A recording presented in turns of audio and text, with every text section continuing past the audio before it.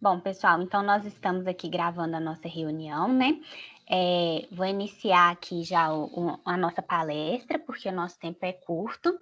E aí, no final, a gente vai ter um tempo, tá? Para esclarecer algumas dúvidas. Eu também vou passar os meus contatos pessoais, né? Para caso alguma dúvida não dê tempo da gente esclarecer por causa do nosso tempo curto, né? Bom, então, meu nome é Karen, eu sou engenheira civil, né? Para quem não me conhece, me formei lá na UFMG, gostei muito da área de estruturas, ingressei no mestrado lá na UFMG também, já me formei, né? Já tenho título de mestre, agora eu sou doutoranda desse mesmo programa de pós-graduação e sou professora de algumas das disciplinas de estruturas da Faculdade Pitágoras de Betim, tá? Nós vamos falar, então, sobre principais patologias na construção de alvenaria estrutural e como evitá-las. Então, só para dar uma introduzida, né, nesse contexto aqui para a gente, a alvenaria estrutural, ela não é uma técnica construtiva recente, ela é um dos sistemas construtivos mais antigos da história da humanidade. A gente tem aqui nesse slide, por exemplo, 3 imagens. A primeira imagem, ela corresponde às pirâmides de Gizé, que é uma pirâmide que está lá no Egito, é uma dos locais turísticos mais visitados do país, e essa construção, ela não é nada recente, ela data de 2.000 anos antes de Cristo. Tem mais de 4.000 anos de construção, e até hoje ela é um dos marcos turísticos daquele local. Na figura central, a gente tem o Coliseu. O Coliseu fica localizado na cidade de Roma, na Grécia, e ele teve uma construção aí por volta de 82 depois de Cristo. E aqui na nossa direita, né, a gente tem a Basílica de Santa Sofia, que é uma obra realizada na Turquia por volta aí do ano 537 depois de Cristo. O que essas estruturas têm em comum? Todas elas foram feitas com alvenaria estrutural, então a alvenaria estrutural não é recente. Agora, essa alvenaria estrutural que foi utilizada para erigir todas essas edificações, ela tinha um processo de fabricação de construção muito empírico. Então, a gente tem espessuras de paredes muito espessas e elas não eram feitas mediante cálculos, né, como a gente faz a nossa alvenaria estrutural nos dias de hoje. Hoje a gente já tem processos mais racionalizados de cálculo que levam a estruturas mais esbeltas e a construções mais racionais do que essas apresentadas aqui nessas imagens, né? E aí, por que a gente vai falar sobre alvenaria estrutural nessa palestra, né? A gente tem que pensar em alguns contextos que atuam junto, fazendo com que a alvenaria estrutural ela tenha uma grande importância nos dias atuais na construção civil. Primeira coisa, a gente tem um crescimento da construção civil nos últimos anos. Esse crescimento, gente, ele é atrelado ao crescimento populacional. A população mundial ela vai crescendo e à medida que a população vai crescendo, cresce também a demanda por habitação, por outros tipos de construção, né, de serviços básicos, enfim. Então a gente tem um crescimento da construção atrelado a essa demanda crescente que é devida também ao crescimento da população. E também, assim, da natureza, né, desses últimos anos, que a gente tem grandes avanços de tecnologia. Essa tecnologia, ela sempre visa buscar novos materiais, como materiais compósitos, por exemplo, estudar melhor as características de propriedade e resistência dos materiais que a gente já trabalha. Então, o mesmo material que às vezes a gente utilizava na alvenaria estrutural uns anos atrás, pode ser usado ainda hoje. Só que agora a gente conhece melhor o comportamento desse material e a gente sabe como calcular suas propriedades físicas melhor do que a gente sabia no passado. Nesse contexto de tecnologia, todo mundo quer saber de racionalização. Custo-benefício é uma palavra-chave muito importante nos dias de hoje. A pessoa pode escolher entre diferentes sistemas construtivos, ela quer saber qual é aquele que vai dar para ela racionalização, vai dar um ótimo desempenho, entra no último item ali, né? Ela quer saber de qualidade, produtividade e desempenho atrelados à racionalização. Se eu posso escolher entre alvenaria estrutural, estrutura de concreto armado, uma estrutura metálica, uma estrutura de madeira, eu tenho tantas opções. Por que a alvenaria estrutural ela pode ser uma das minhas opções principais na minha construção, porque a alvenaria estrutural, ela apresenta um baixo custo e grande eficiência, dependendo do porte da obra. Então, a gente tem que fazer toda essa análise, mas a alvenaria estrutural, ela está aí no páreo. Por quê? Se a gente comparar a alvenaria estrutural com uma estrutura convencional de concreto armado, a gente vai ter um ganho muito grande, principalmente em produtividade. Por quê? Na estrutura convencional de concreto, eu tenho vigas, lajes e pilares, e alvenaria de vedação. Na alvenaria estrutural, as minhas paredes, elas têm função tanto de vedação quanto estrutural. Então, eu tenho um ganho aí no tempo da minha obra, porque eu não preciso mais fazer vigas e pilares. Então, eu não tenho aquele processo de montar as armaduras de pilares e vigas, montar a forma, fazer a concretagem, esperar curar o concreto, ganhar resistência suficiente para retirar o escoramento, depois retirar a forma, e aí entrar com a alvenaria de vedação. Não, agora eu vou colocar só a minha alvenaria de vedação e com isso a gente ganha muito em produtividade. A nossa obra, ela é mais rápida e rapidez também está influenciando no nosso custo final, né? E antes da gente entrar mesmo na nossa palestra, porque aqui eu estou dando só um panorama, né? Só um aquecimento.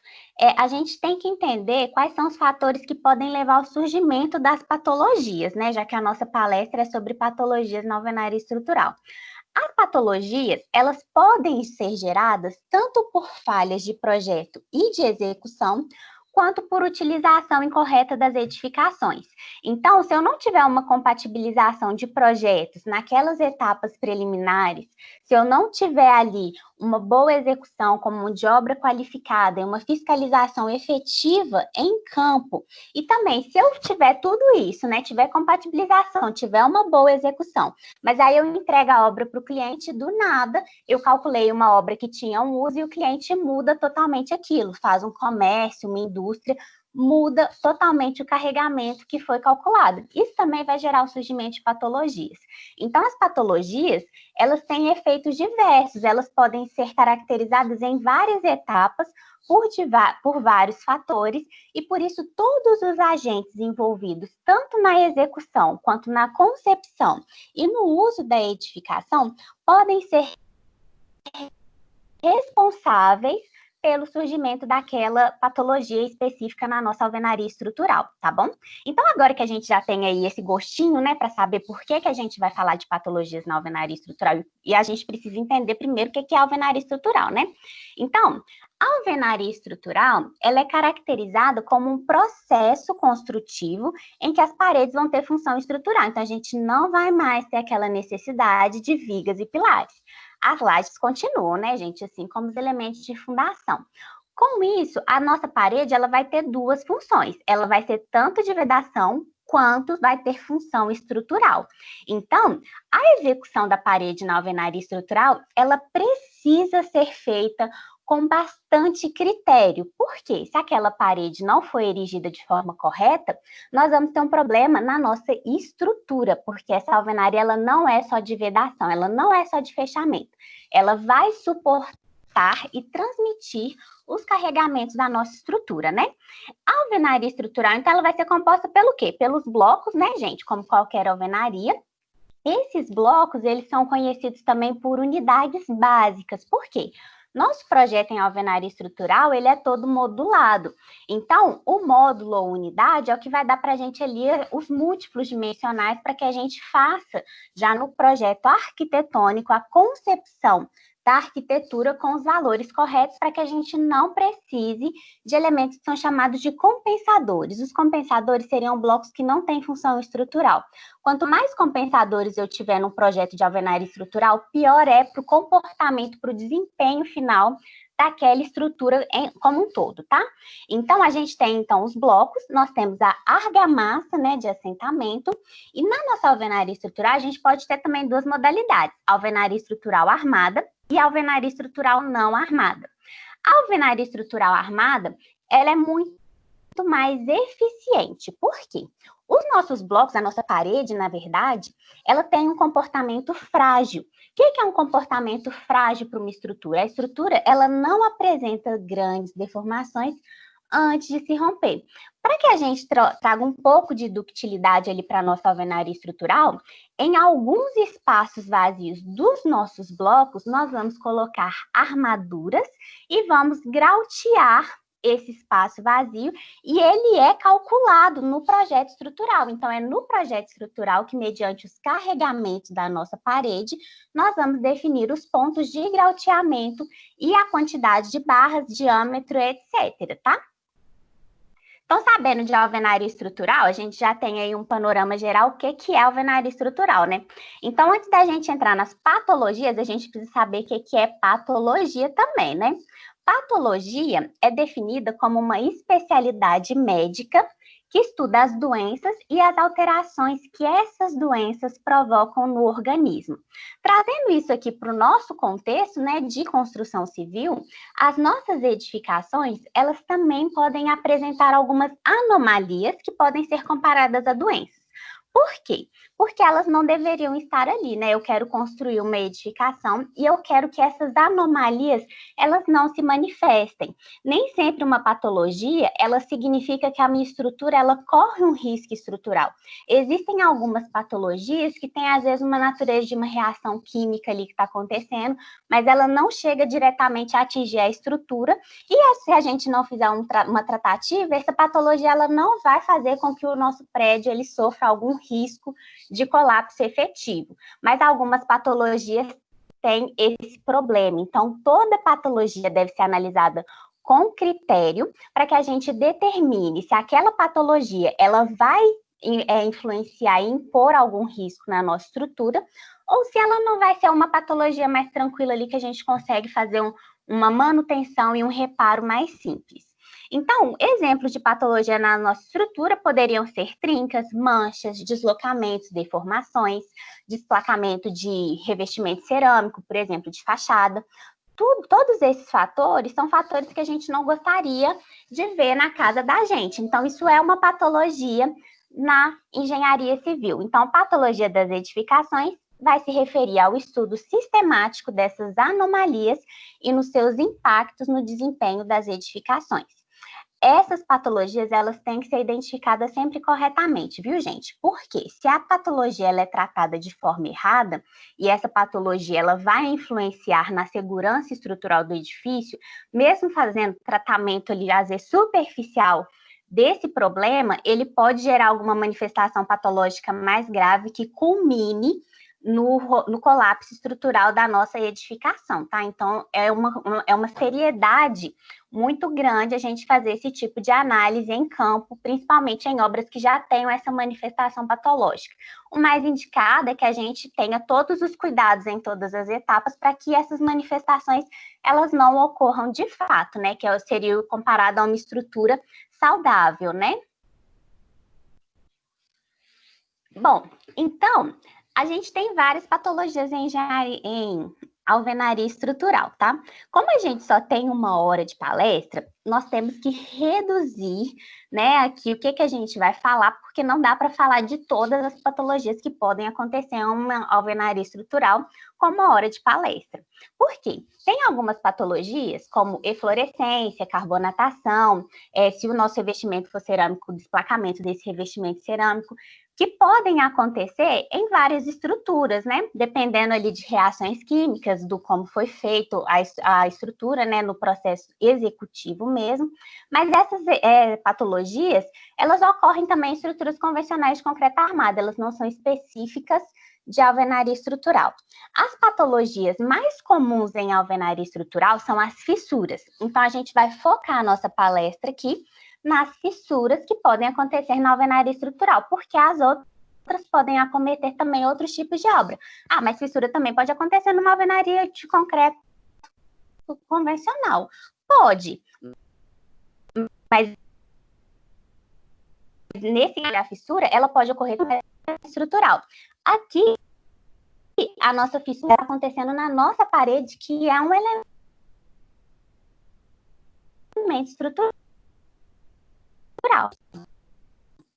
Então, as fissuras, elas podem...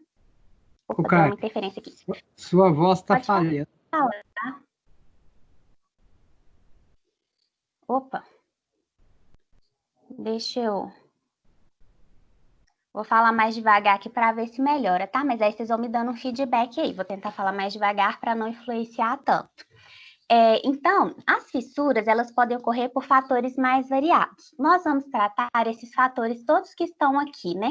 Nós vamos falar das fissuras causadas por recalque de fundação, sobrecarga de carregamento, reações químicas, retração, variações térmicas e propriedades diferentes entre materiais. E aí, para a gente iniciar esse estudo ali, falar um pouquinho sobre cada uma dessas fissuras e por que elas ocorrem, primeiro a gente precisa entender o que é uma fissura. A fissura, gente, ela é uma abertura que vai ocorrer na nossa alvenaria estrutural. Essa abertura, ela pode ser horizontal, vertical, inclinada, num ângulo qualquer. Então, o importante é que na alvenaria estrutural nós vamos ter duas superfícies que vão se separar. Isso caracteriza uma fissura. As fissuras, elas podem ser classificadas tanto quanto à sua abertura, quanto à sua atividade. Quanto à abertura, a abertura da fissura é a distância maior que fica lá na ponta da fissura, onde ela vai abrindo. A fissura geralmente abre um pouquinho, ela vai se propagando, então ela vai ficando um pouquinho maior, e onde ela foi surgindo, ela vai se aumentando na medida em que, vai distanciando, né, as duas extremidades aqui, à medida em que essa fissura vai se propagando. Então, quanto à abertura ou espessura, as fissuras, elas podem ser classificadas como microfissuras, fissuras ou trincas. O que vai diferenciar ali é a abertura. A microfissura tem uma abertura inferior a 0,05 milímetros. A fissura entre 0,05 e 0,5 milímetros. E a trinca vai ter uma abertura entre 0,5 milímetros e 1 milímetro. Agora, e quanto à atividade, né? Quanto à atividade, as fissuras elas podem ser classificadas como fissuras ativas e como fissuras passivas. As fissuras ativas são aquelas em que a gente vai ter uma variação da espessura da fissura ao longo do tempo, porque o fator que originou aquela fissura, ele continua em atividade, ele continua sofrendo uma variação. Ou seja, essa fissura ela não é estável. Se a gente for hoje medir a abertura da fissura e o tamanho dela, amanhã, modo de falar, né? Porque essa abertura ela pode ser tão rápida quanto é a variação daquele elemento que está gerando a fissura, né? Então, nem sempre a abertura ela vai ter uma mudança de um dia para o outro, mas ela vai ter uma propagação, então ela vai continuar aumentando sua abertura e vai continuar aumentando também na sua extensão. Essa é uma fissura ativa, tá? Já a fissura passiva é aquela proveniente de uma solicitação que não tem mais alteração ao longo do tempo, ou seja, é uma fissura estabilizada. Ao longo do tempo, essa fissura ela não vai nem abrir mais, ela não vai aumentar a sua abertura e nem o seu comprimento, porque ela já é uma fissura estabilizada, a estrutura fissurou, mas aquela fissura está ali quietinha, tá? Ela não vai fazer nada com ninguém, ela está quietinha ali na dela. Essa é uma fissura passiva. E aí, a gente entra, então, naqueles fatores que podem gerar as fissuras na nossa alvenaria estrutural. O primeiro fator que nós vamos estudar aqui são as fissuras causadas por recalques de fundação. As fissuras causadas por recalque de fundação, elas podem ocorrer por 3 motivos, tá? O primeiro motivo é a execução de fundações e seções de corte e aterro. Por quê? Gente, fazer um corte e um aterro implica em uma movimentação de terra na região da nossa construção. Então, nessa imagem, a gente tinha um terreno inclinado, e aí foi feito uma seção ali com corte e aterro, de forma a construir um platô, né, no mesmo nível. Então, a gente retira a terra, o solo de uma região, e depõe em outra região, de forma a uniformizar ali o nível do nosso terreno para execução daquela construção. Tem problema eu fazer movimentação de terra? Se eu fizer movimentação de terra, minha edificação então vai recalcar? Não é isso. O que a gente tem que ter o cuidado é que uma vez que a gente está fazendo uma movimentação de terra, a gente está mudando as propriedades do solo ou do terreno ali que a gente vai construir. Com isso, a gente vai ter ali uma região em que nós vamos fazer o aterro, e aí a gente vai ter que compactar aquele aterro. A gente tem que garantir que na região do aterro e na região do corte, eu tenho as mesmas propriedades ali no solo, porque uma vez que eu movimentei, eu já mudei índice de vazios, teor de umidade. Então, o solo ali retirado é o mesmo solo, mas as propriedades dele não são.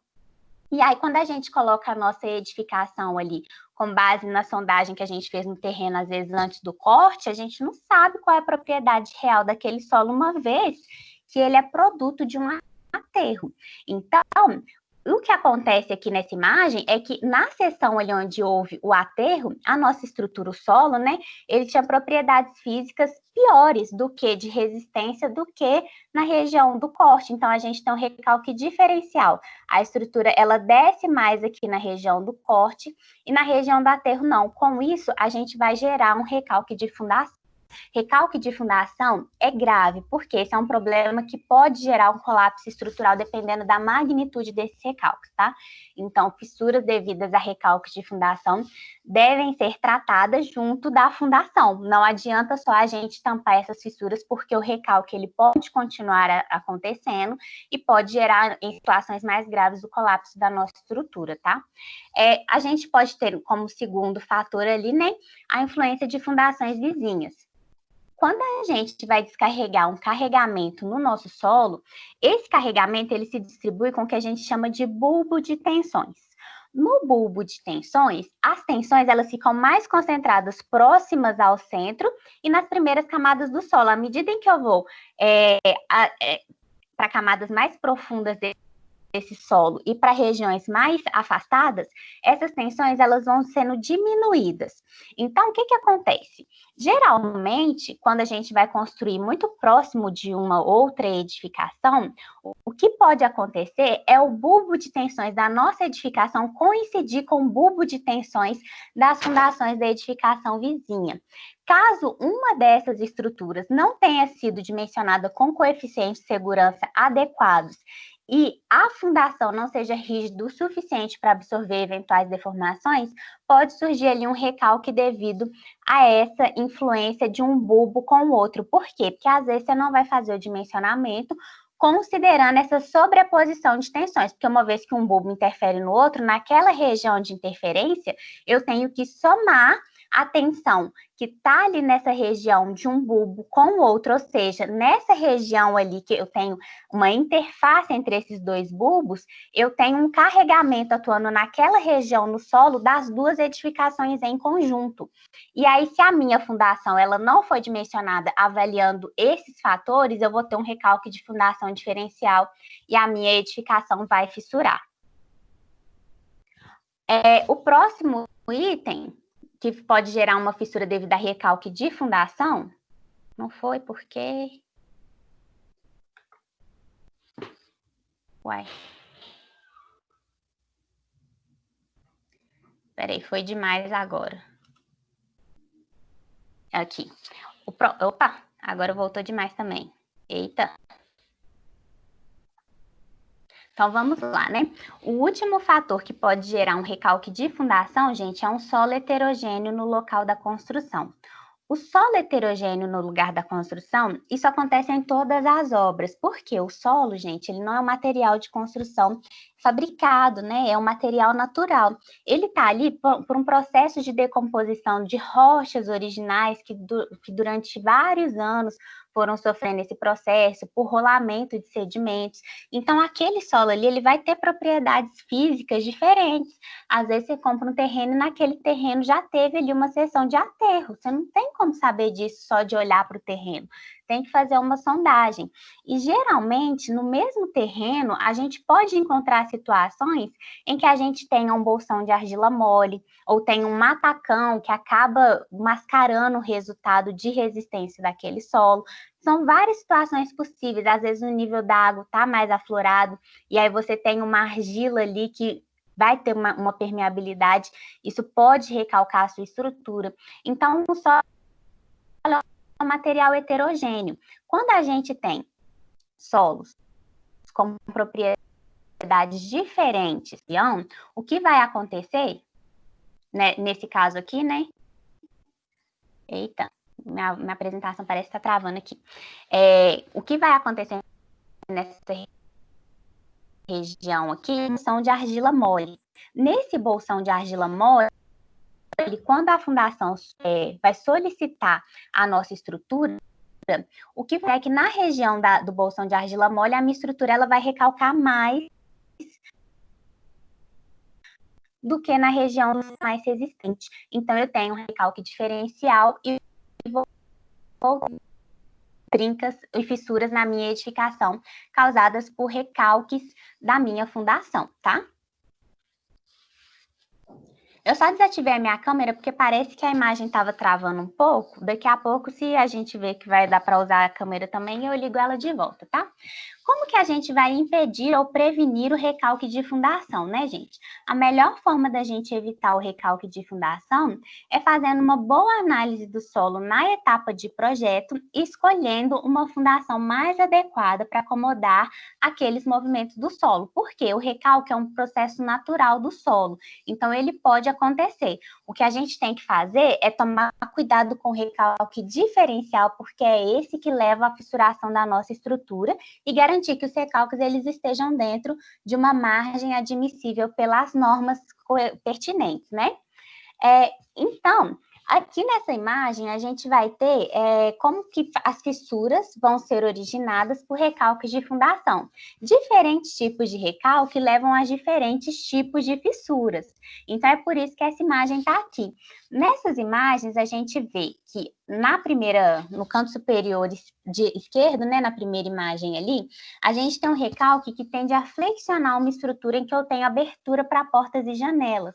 Nesse caso, as minhas fissuras, elas vão ser ali inclinadas de 45 graus por causa da abertura. Se a gente não tivesse uma abertura, a gente vai ver no próximo slide que a nossa fissura seria uma fissura típica de flexão.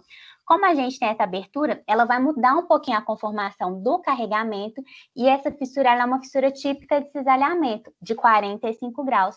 Geralmente, fissuras de 45 graus em estruturas podem ser provenientes de recalques de fundação, tá? Pode falar.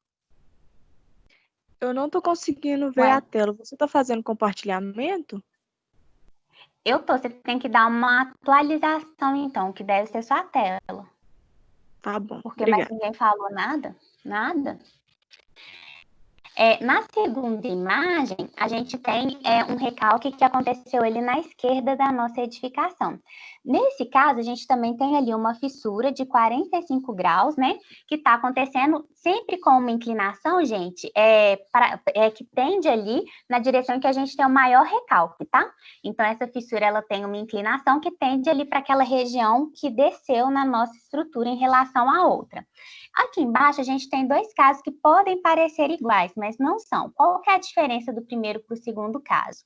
No primeiro caso, a parte da nossa estrutura que recalca é só a parte antes da abertura. Então, a gente tem ali uma fissura inclinada de 45 graus, da parte que recalcou em relação à abertura até o final da edificação. No último caso, a gente tem um recalque, só que esse recalque ele atinge toda a minha parede. Nesse caso, eu tenho ali as minhas fissuras para os dois lados dessa abertura, tá?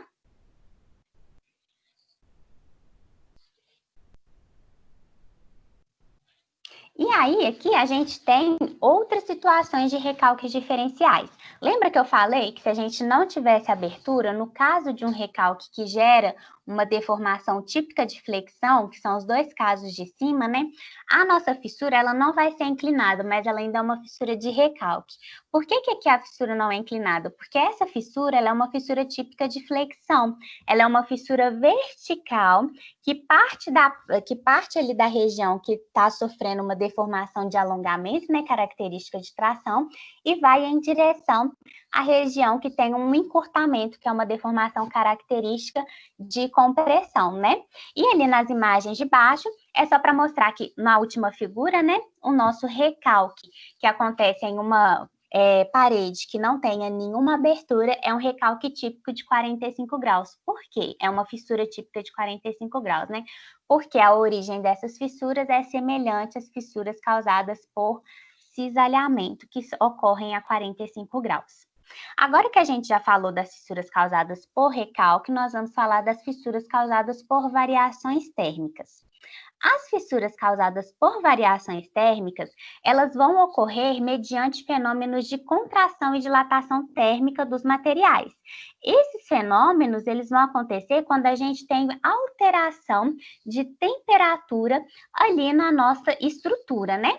Essas fissuras, elas podem surgir também por três fatores: por uma diferença entre os coeficientes de dilatação térmica dos materiais que compõem a estrutura. Então, a gente tem materiais diferentes, cada material tem um coeficiente de dilatação térmica. Quando esses materiais diferentes são expostos a uma variação de temperatura, o que tem o maior coeficiente de dilatação térmica, ele vai sofrer uma expansão maior do que o outro. E desse jeito, a gente vai ter ali essa divergência que pode gerar fissuras na nossa estrutura. Pode também ser ocasionada por um gradiente de temperatura que ocorra ao longo de um mesmo componente. É um caso mais comum aí para esses fornos de queimas de materiais, porque a gente sabe que o calor é irradiado, mas na superfície o calor ele não se distribui de todas as formas, porque na radiação depende também da distância a que aquele elemento está sendo submetido àquela fonte de calor, né? E o último caso, né, das fissuras causadas por variações térmicas podem ser acometidas por diferenças de variação térmica que atuem no mesmo elemento. Por exemplo, eu tenho uma laje ali na minha edificação. Essa laje, uma parte dela, independente da hora do dia, está sempre sobre uma região de sombra. Já a outra parte, ela fica exposta ao sol o dia inteiro. O que é que vai acontecer? A parte que está exposta à incidência solar o dia todo, ela vai sofrer uma variação térmica que aquela outra parte que está na sombra não vai sentir. Então, a gente pode ter o surgimento de uma fissura ocasionada por uma variação térmica nesse caso, tá? Então, aqui a gente tem uma imagem que mostra para a gente esse efeito de fissuração na nossa alvenaria devido a uma variação térmica. Em geral, o que acontece? Nós temos essas fissuras causadas na alvenaria estrutural em regiões em que eu tenho ali um encunhamento muito rígido entre a laje e as paredes. Por quê? Porque quando eu tenho ali a laje exposta a uma variação de temperatura, a laje ela tem um coeficiente de dilatação térmica diferente da alvenaria e submetida ali a uma variação de temperatura, essa laje ela vai sofrer uma deformação de flexão devido a esse acréscimo de temperatura. Se vocês observarem, na região inferior ali abaixo da laje, a gente tem ali um T que indica que na região inferior nós temos a laje submetida a uma temperatura T qualquer. Na região superior, por exemplo, mediante incidência solar, a temperatura na superfície superior é T mais ΔT, ou seja, eu tenho um gradiente de temperatura ali.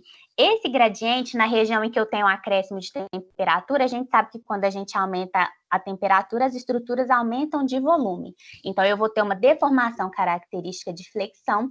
Se o encunhamento da parede com a laje é muito rígido, eu vou ter uma fissura horizontal, porque a parede não vai conseguir absorver essa deformação da laje e transmitir. Então, ela vai fissurar de forma horizontal próxima ali à laje. Então, a gente vê que tanto a parede 1 quanto a parede 2, nesse caso, sofrem esse tipo de fissuração devido a uma variação térmica. E como que eu vou prevenir essas fissuras, né, gente? A melhor maneira de eu prevenir o aparecimento de fissuras por movimentações térmicas é utilizando juntas de dilatação.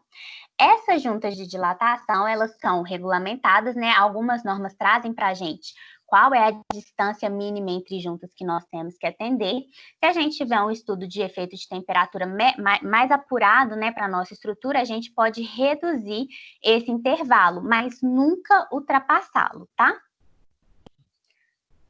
As fissuras também podem ser causadas por sobrecargas de carregamento. As fissuras causadas por sobrecargas de carregamento, elas também têm duas naturezas distintas. Primeiro, a nossa alvenaria, via de regra, ela está submetida à compressão.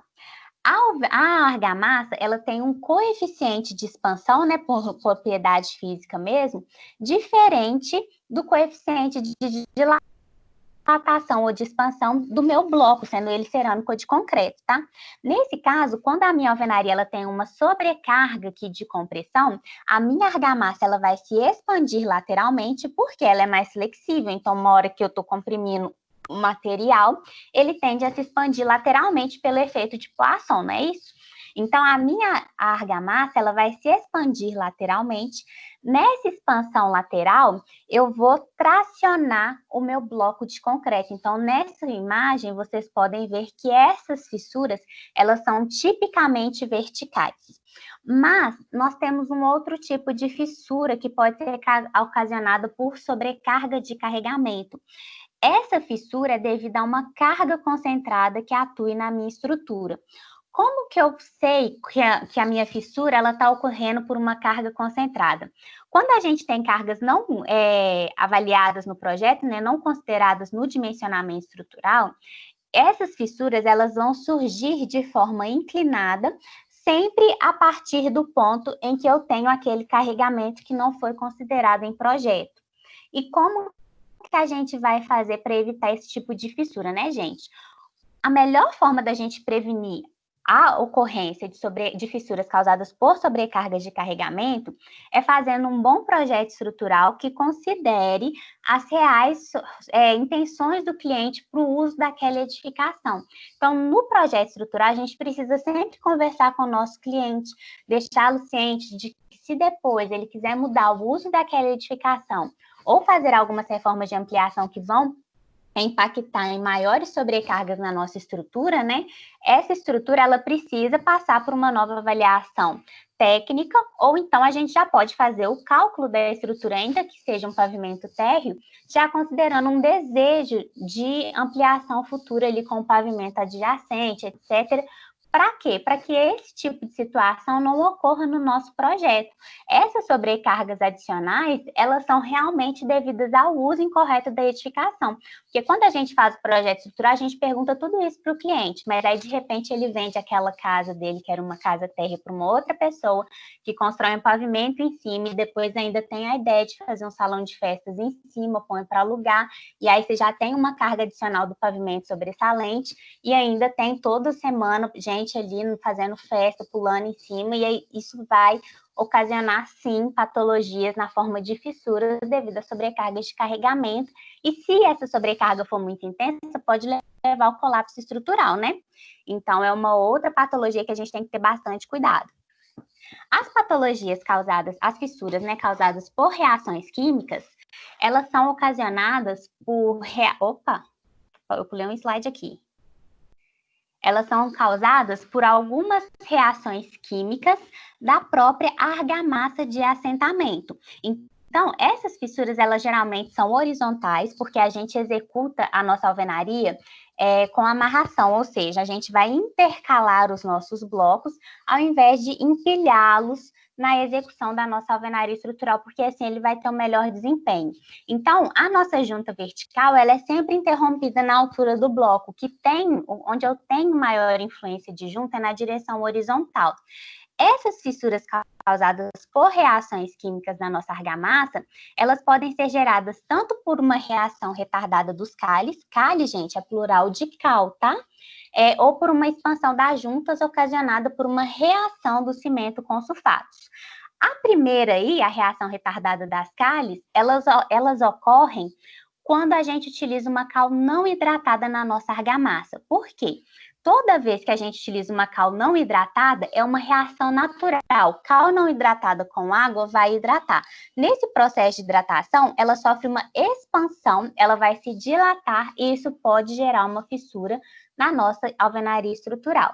E a expansão das juntas da argamassa provocada por uma reação de cimento com sulfatos ocorre quando a nossa argamassa, depois de endurecida, né, ela está ali exposta à constante umidade, porque aí a gente vai ter um carreamento de sais ali na nossa estrutura, e aí esse carreamento vai gerar alguns sulfatos, e quando a gente tem cimento com sulfatos, a gente vai ter algumas reações ali que vão fazer também a nossa junta, né, se expandir.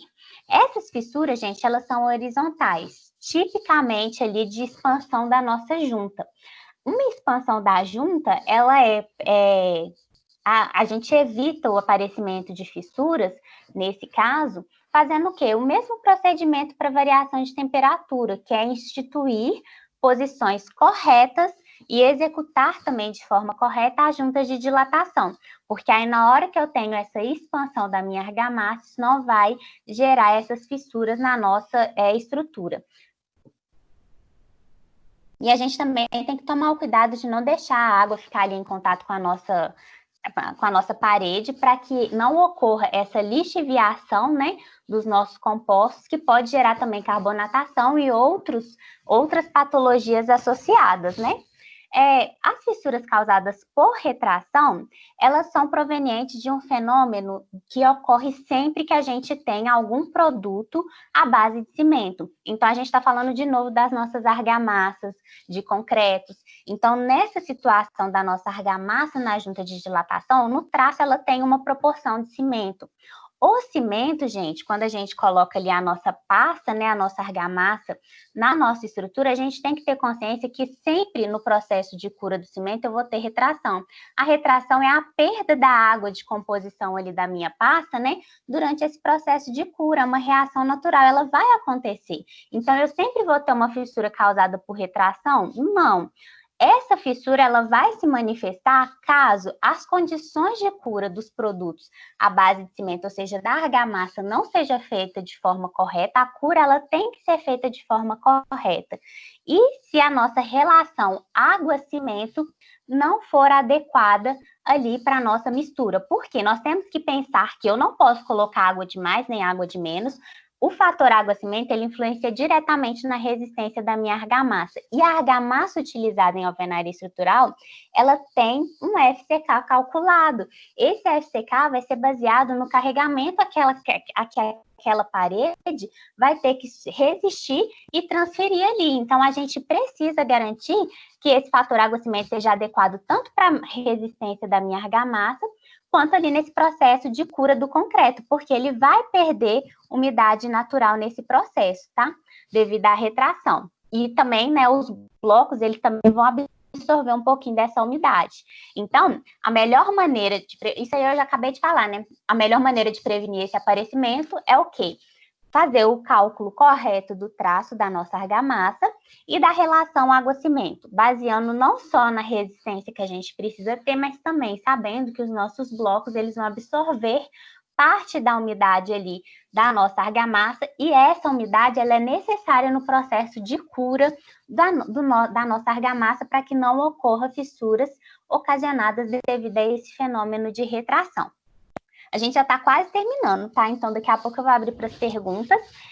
Por fim, né, a gente tem as fissuras causadas por diferenças entre as propriedades dos materiais.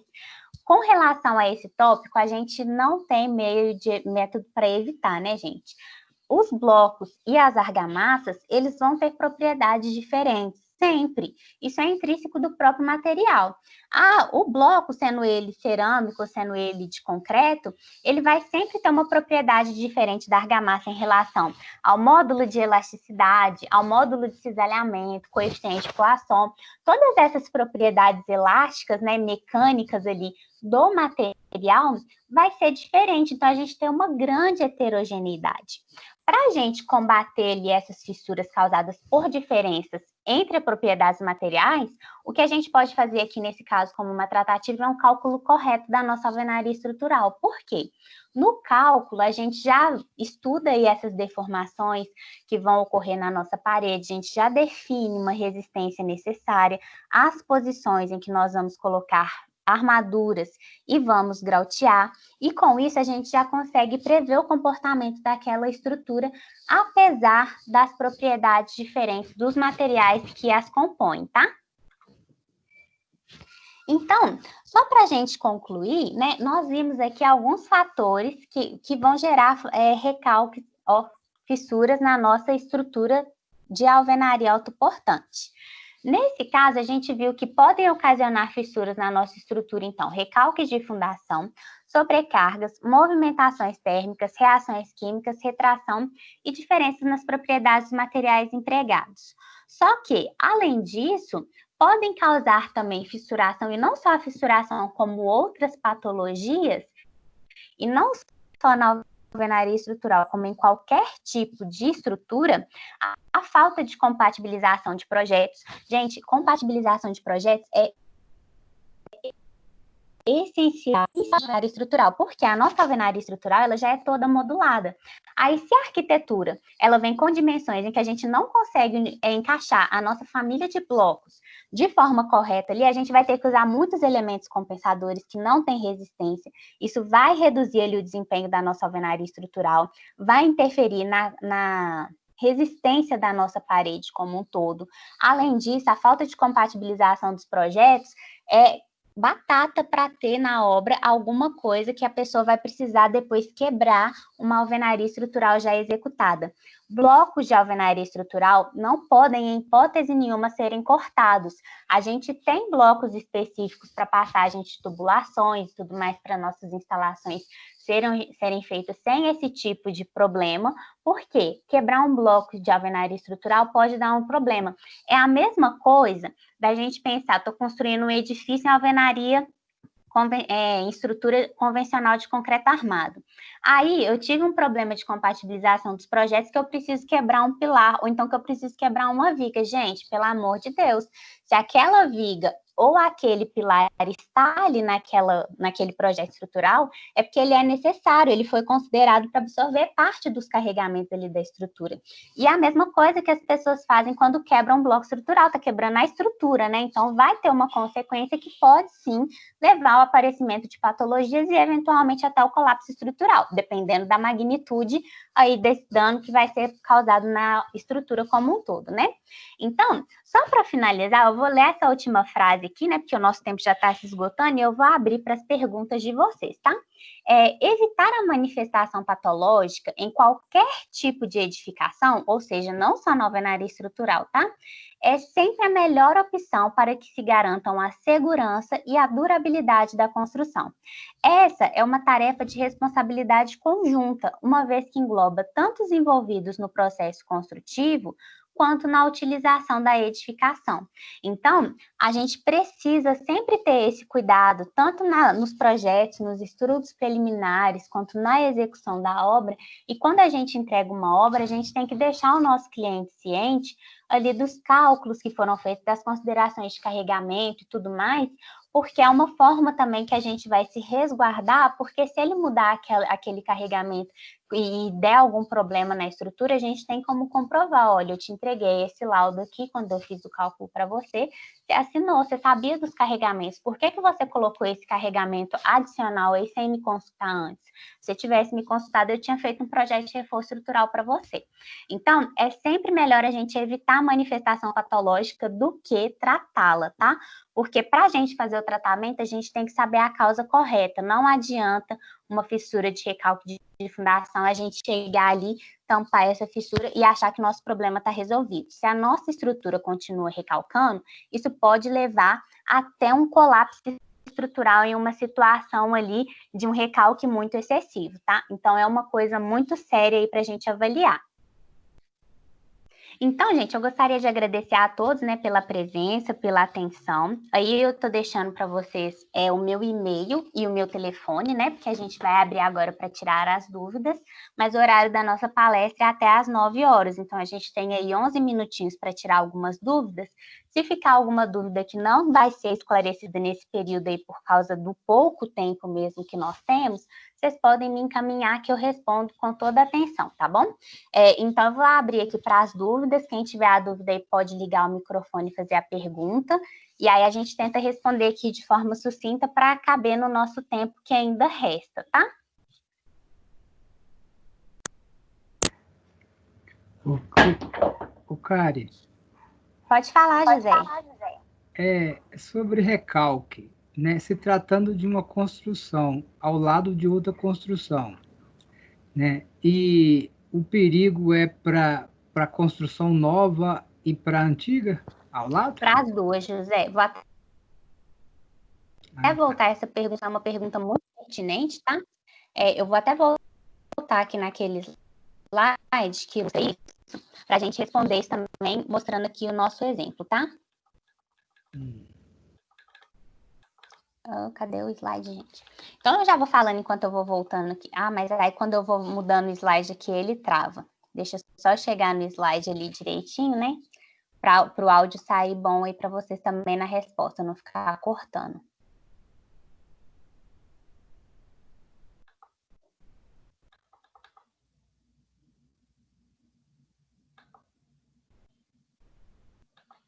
aqui. Nesse caso, quando a gente vai construir uma edificação, o recalque ele pode acontecer nas duas edificações, tá, José? Não só nesse caso aqui de fundação, uma fundação interferir na outra, mas, por exemplo, quando a gente vai fazer também uma movimentação de terra, isso também pode interferir na fundação de uma edificação vizinha e gerar uma fissura nela, tá? Então, sempre que a gente vai construir, a gente tem que pensar que o impacto da nossa construção, ele tem que ser avaliado em relação às edificações vizinhas, porque toda construção tem um impacto na outra, viu, gente? Só que, às vezes, esse impacto, ele não gera nenhum tipo de patologia na edificação pré-existente, mas dependendo da magnitude, ele pode gerar. Então, vamos pensar aqui em duas situações possíveis, tá? Aqui nessa figura, a gente tem uma edificação que a gente percebe pela imagem que ela é uma edificação de maior porte, e ela tem ali um bulbo de tensões mais avantajado, porque o bulbo de tensões, ele parte da região em que eu tenho a fundação. Considerando que a fundação das duas estruturas seja superficial, então o bulbo ele vai partir realmente ali da base da edificação e vai ter esse traçado aí, tá? Então, o que acontece? Se a minha edificação, essa edificação maior, ela já estava construída e eu construo essa edificação de menor porte ali perto, eu posso gerar uma fissura na edificação pré-existente? Posso, desde que a influência ali do bulbo de tensões gere ali uma situação de carregamento nesse outro edifício que vai fazer com que a minha fundação se movimente de uma forma para a qual ela não foi previamente calculada. Ou seja, se a minha edificação, se a minha fundação, ela tem flexibilidade suficiente para absorver essas deformações ali, sem que a minha estrutura recalque, então ela vai absorver, a própria fundação vai absorver essa deformação e não vai ter fissura na minha edificação. Agora, se essa fundação ela não tem essa flexibilidade, se ela é uma fundação muito rígida, o que é que vai acontecer? Na hora que eu coloco esse carregamento, se eu não tenho coeficiente de segurança que considere esse acréscimo de tensão ali na região em que eu estou descarregando e transmitindo para o solo o esforço da minha superestrutura, essa coincidência ali nessa região em que os bulbos eles se conectam, ela vai fazer com que a minha estrutura ela sofra um recalque diferencial, porque a fundação não vai absorver essa movimentação. E aí, no caso do recalque diferencial, todo recalque diferencial ele vai gerar fissura. Só que às vezes essa fissura ela pode ser uma microfissura.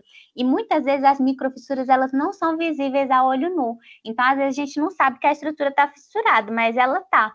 Só que às vezes esse recalque diferencial ele é bem pequenininho. Então, nem sempre que eu vou construir uma edificação próxima à outra, eu vou gerar ali uma fissura que vai posteriormente ter que ser tratada com reforço da fundação e tudo mais, porque vai gerar um colapso estrutural. Não é bem assim, né? Cada caso precisa ser avaliado em função da magnitude dos carregamentos e do tipo de fundação considerada em cada estrutura. Pode acontecer também dessa estrutura aqui de menor porte, ela ser a edificação que estava ali antes. Então, às vezes, eu tenho uma edificação de porte pequeno ali, e aí ela estava normal, não estava fissurando, porque a fundação foi calculada para aquele tipo de carregamento. E aí eu construo uma edificação de maior porte ali, ou às vezes até do mesmo porte, mas de uma forma em que eu tenha essa interferência ali, né, essa sobreposição de carregamento no solo, e aí a minha edificação, ela sendo de maior ou de menor porte, ela pode recalcar, né? E nesse caso, se o recalque for diferencial, ela vai ter sim a ocorrência de fissuração, tá bom? Foi essa pergunta respondida? Beleza, Carol, obrigado. Nada. Mais alguma pergunta, pessoal? Carol, boa noite. Oi, boa noite. Sim. Boa noite, dentro da sua colocação, tudo bem. Dentro da sua colocação aí, muitas das vezes somos chamados até mesmo para fazer algumas vistorias, e uma delas é em relação até mesmo devido a fissuras. Umas que me chamaram a atenção, geralmente a gente vê essas fissuras, acaba se tendo essa sobrecarga, né, que ela é dissipada para o solo, e aonde que acaba acontecendo isso. Só que uma que me chamou a atenção foi referente a um terceiro andar, né? Então, o primeiro, o segundo, não apresentou nenhuma fissura, porém somente no terceiro. E o que me chamou a atenção é que no terceiro pavimento apresentou fissuras em todos os cômodos, né, da casa, e só que ela parou também. É uma construção que já de 14 anos, não tinha, mas o período de 1 ano ela apresentou toda a fissura. E uma das coisas que foi feito para poder controlar, para saber como que estava o andamento, foi utilizado o gesso, né, por ser um material rígido também, e para poder monitorar se ela estaria abrindo. Agora, até quando que a fissura ela pode se abrir, que se poderia falar assim, já é um alto risco, né, você tem que se abandonar o imóvel. E outra seria, por que que isso aconteceu somente no terceiro pavimento? Tá. Bom, então vamos responder primeiro a primeira pergunta, né? Até quando uma fissura pode abrir?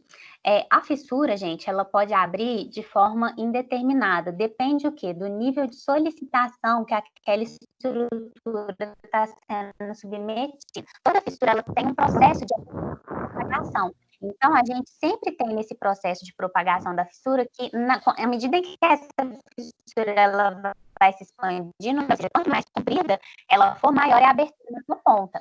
Então, não existe um negócio assim, até quando uma fissura pode se abrir, depende do tipo de solicitação.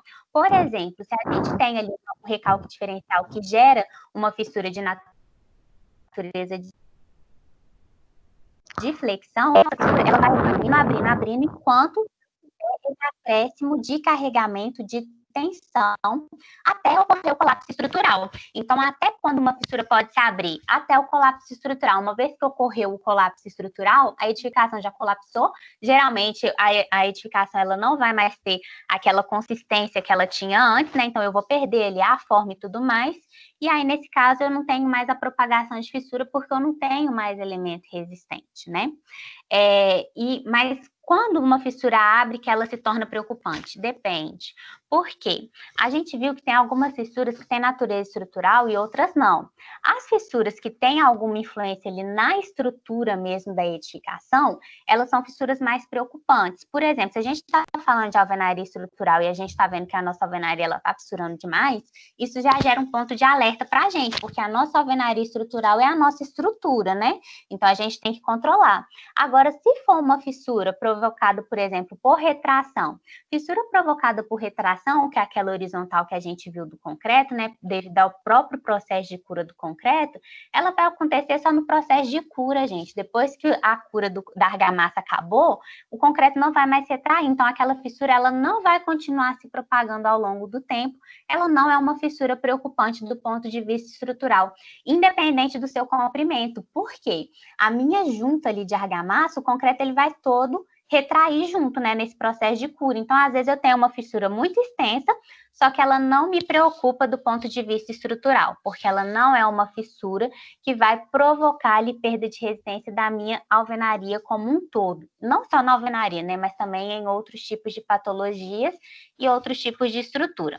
Agora, quanto à segunda pergunta, né, essa fissura que ocorre no terceiro pavimento, se for devido a um recalque, né? Porque o que eu acho estranho é que geralmente as fissuras caracterizadas por recalque de fundação, elas geralmente ocorrem nos primeiros pavimentos. E você falou aí que no primeiro e no segundo pavimento não tinha fissura nenhuma, foi só no terceiro. Então, isso indica o quê? Indica que se o recalque ele tem mesmo uma natureza se a fissura, né, ela tem uma natureza proveniente de um recalque de fundação, esse recalque, ele aconteceu de alguma forma mais grave e acentuada, porque geralmente a gente vai ver essa fissura nos primeiros pavimentos, a gente vai ver fissura nos últimos pavimentos, e esse recalque, ele foi um recalque realmente muito mais acentuado. E se ele gerar também essa espécie de flexão aqui, ó, porque nesse caso, a gente pode ver fissuras causadas por recalques de fundação de cima para baixo. Só que aí esse recalque ele seria vertical, né? Você não falou se a fissura era horizontal, se ela era vertical ou inclinada. Mas, se ela aconteceu só nos últimos pavimentos, né, ela pode ser proveniente desse tipo de recalque aqui. É um recalque que vai gerar uma espécie de flexão na nossa estrutura, e aí a nossa fissura, ela vai começar lá de cima e caminhar na direção de baixo, né, que seria a parte comprimida da estrutura pelo recalque. Então, a gente pode ter aí essa situação, ou a fissura, ela também pode não ser proveniente de recalque de fundação, né? Porque a única situação em que o recalque de fundação pode interferir primeiro nos pavimentos superiores e não aparecer nos primeiros, é esse caso aqui. O recalque, ele é diferencial e a estrutura, ela recalca nas extremidades, gerando um elevamento do seu centro, que vai fazer com que essa estrutura, ela sofra um processo de flexão e aí a fissura ocorre de cima para baixo. Caso não seja esse o caso, essa fissura, ela provavelmente não é devida a um recalque de fundação. Ela pode ser aí de algum outro parâmetro, uma sobrecarga excessiva, né, que às vezes pode ter sido colocada ali naquele pavimento, pode ter gerado essa fissura, ou outros fatores, mas não necessariamente o recalque de fundação, tá bom? Ok. Mas essa figura aí realmente ficou bem ilustrativa. Lá apareceu fissuras em todos os pontos, tanto vertical, horizontal, quanto também em diagonais. Ah, tá. Então a gente tem que pensar em outras probabilidades também, né? Porque depende também, né? Se a gente tiver aberturas, esse tipo de fissura, ele pode acontecer porque às vezes você tinha uma região que você não tinha abertura. No caso de você não ter abertura, a fissura ela é vertical para esse tipo de recalque.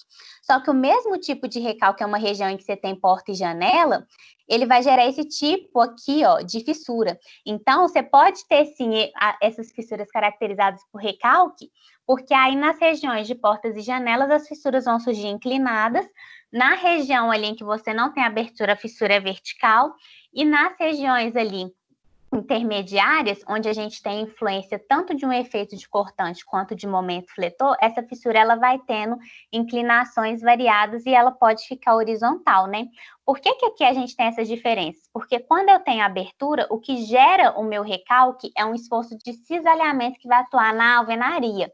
Então, toda vez que eu tenho abertura, mesmo que a minha peça esteja submetida à flexão, a fissura que surge devido ao efeito de recalque é uma fissura de cisalhamento. Quando eu não tenho abertura, que é o que estava sendo mostrado aqui na primeira imagem, tá? Quando eu já não tenho essas aberturas, a fissura que surge ela é uma fissura devido à flexão, né? Porque aí eu já não tenho mais esse efeito de cortante tão acentuado. E aí a gente pode ter trechos em que eu tenho influência de cortante e de momento fletor ali ocasionados pelo recalque. Nesse caso, a minha fissura ela vai sendo inclinada, né? Ela não vai apresentar os 45 graus, ela pode se apresentar mais para vertical ou mais para horizontal, com ângulos ali variados, dependendo da influência do fator que gera essa fissura. Então, ela pode sim ser de recalque, né? Mas aí o recalque é dessa natureza aqui, tá? Mais alguma pergunta, pessoal? Pode falar, tô te escutando. Deixa eu te falar. Tô te escutando. E quando a fissura insiste ela já foi reparada e ela insiste em abrir no mesmo lugar. É preocupante isso? Do mesmo lugar, na mesma espessura, do mesmo jeito. Você já foi, fez o reparo, ela abriu, você fez o reparo, e ela passa um tempo depois e ela abre no mesmo lugar. Então, Leila, essa pergunta sua aí, ela é uma pergunta muito interessante, porque o que acontece? Uma fissura que você faz o reparo e ela abre de novo, tem duas razões, né? A primeira é que esse reparo, ele não é um reparo efetivo. Por quê? A primeira coisa que a gente tem que verificar é se essa fissura é uma fissura ativa ou passiva. Por quê? O material que a gente utiliza para tampar, né, para fazer o reparo das fissuras, é diferente. Nas fissuras ativas, a gente vai utilizar materiais mais elásticos, que são à base de poliuretanos. Então, a gente vai utilizar material elástico, cilindro acrílico, porque esses materiais, eles têm propriedades elásticas, então, à medida que a fissura é ativa, essa fissura ela o fator que está fazendo com que ela se abra, né, com que ela se expanda, ele ainda está ativo. Então, essa fissura ela vai continuar se abrindo. Esses materiais que têm essa capacidade aí mais elástica, eles vão fazer uma boa selagem dessa fissura, porque eles vão conseguir se deformar e impedir essa abertura. Agora, se a fissura for passiva, que é aquela fissura que ocorreu, mas ela não vai mais se propagar, a gente tem que usar outros materiais. Nesse caso, a gente vai ter que utilizar selantes mais rígidos, como massa de resina epóxica, né? Porque aí, nesse caso, a gente vai fazer uma colmatação superficial dessa fissura. Então, fissuras diferentes exigem ali tipos de selagem também diferentes. Então, essa fissura ela pode estar se abrindo de novo por uma selagem ineficaz. Você não está utilizando o material correto para fazer, para realmente tampar aquela fissura. Ou pode ser que você está dando um tratamento superficial, mas aquela fissura, a origem dela continua ativa e você não identificou. Por exemplo, você está falando que está perto aí de janelas.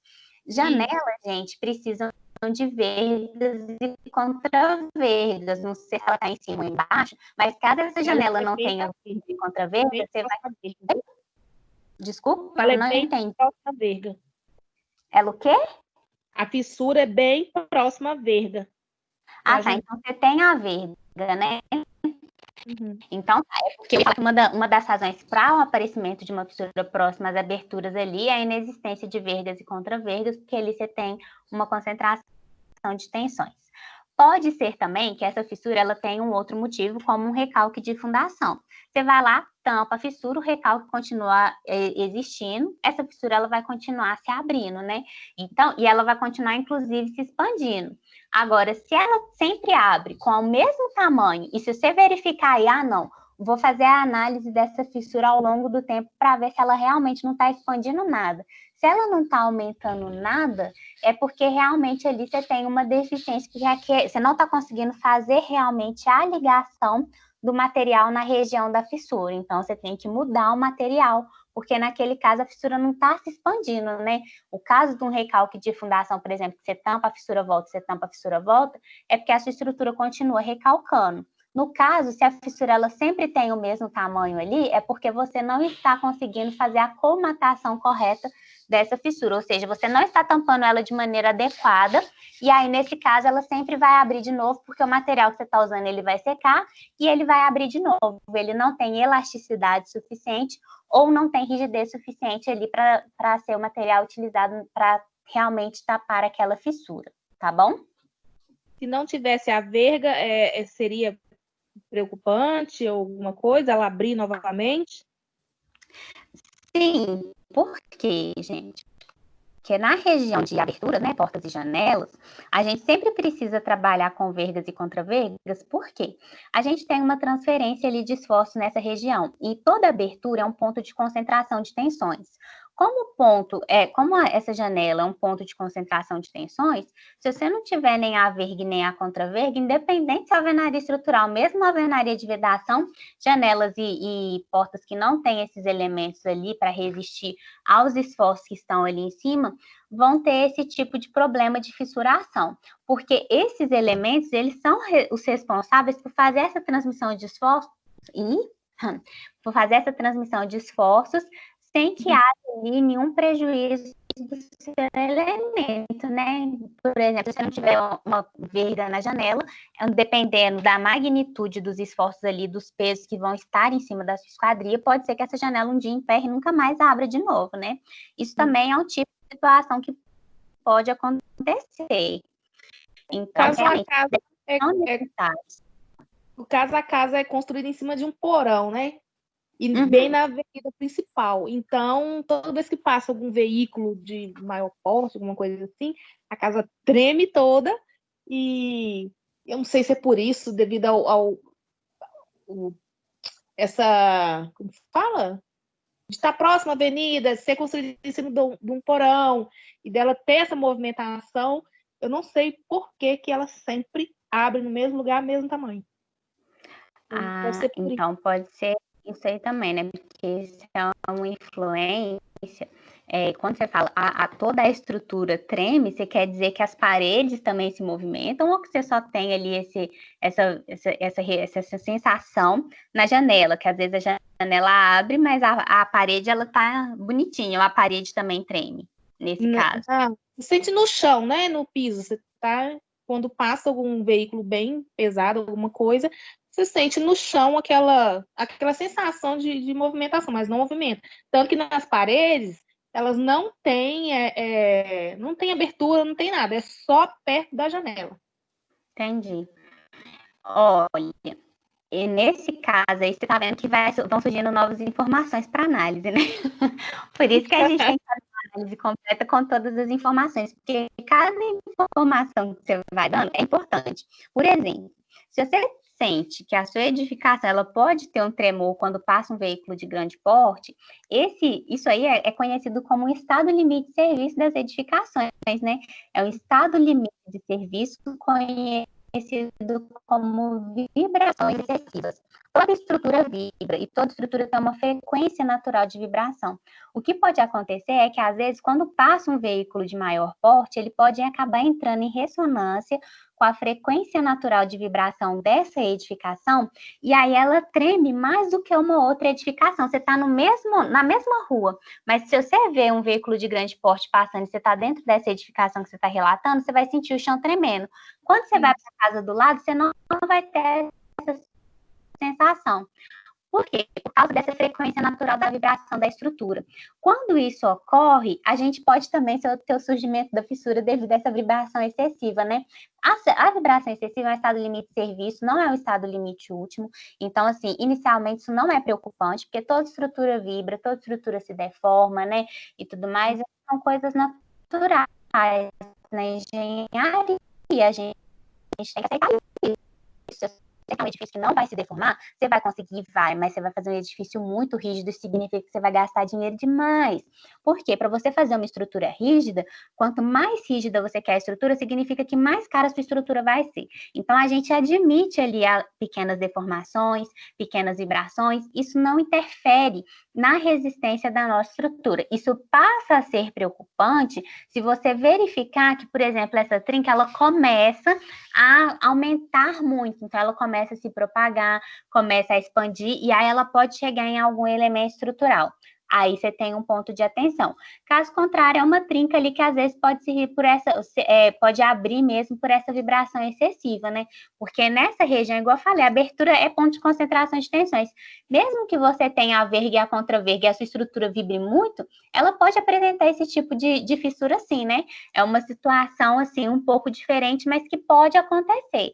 Então, e essa fissura, ela não é inicialmente preocupante, ela se torna preocupante se ela começar realmente a se propagar, né, se ela for uma fissura ativa, porque as fissuras ativas a gente tem que ter uma atenção com elas, porque elas podem chegar em elementos estruturais e podem começar a se propagar por elemento estrutural. E aí esse é um ponto de atenção que a gente tem que ter mesmo.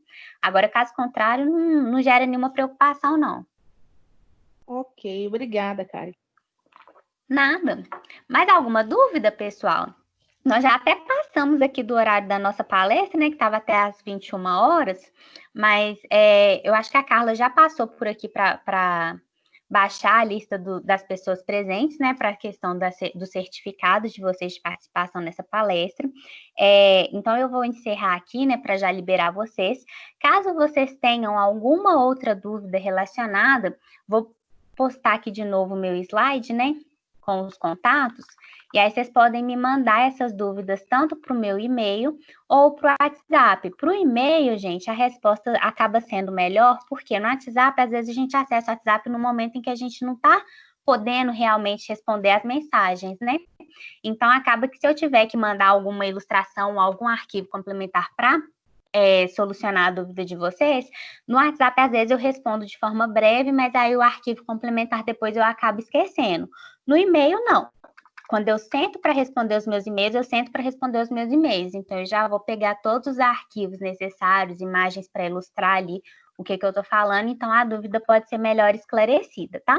Então, vou só postar aqui os meus contatos de novo para vocês anotarem, tá? Que aí vocês podem mandar essas dúvidas, eu fico à disposição para respondê-los.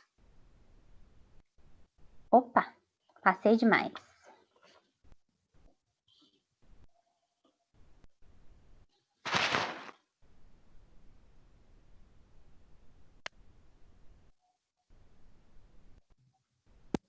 Então é isso, agradeço a todos aí pela participação, tá? Foi um prazer estar com vocês aqui nessa palestra.